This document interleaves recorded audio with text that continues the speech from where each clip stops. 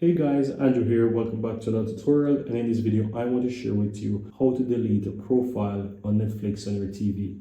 Go ahead and click the profile in the upper left and just click and switch profiles here at the top. You want to find the profile that you wish to delete. Go down to that profile. Then on the left side of the profile you will see a pencil. You click on that.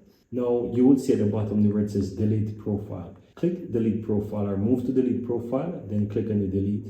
Confirm it by click delete profile again, and you will be able to delete that profile. It's going to take you back to the choose profile section, and so you will be able to just select the profile that you want from here. Quick one.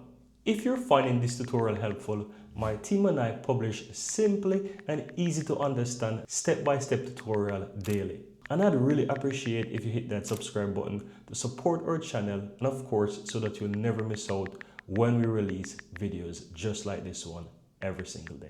Now let's continue. And that's it. That's how you delete a profile on Netflix on your TV.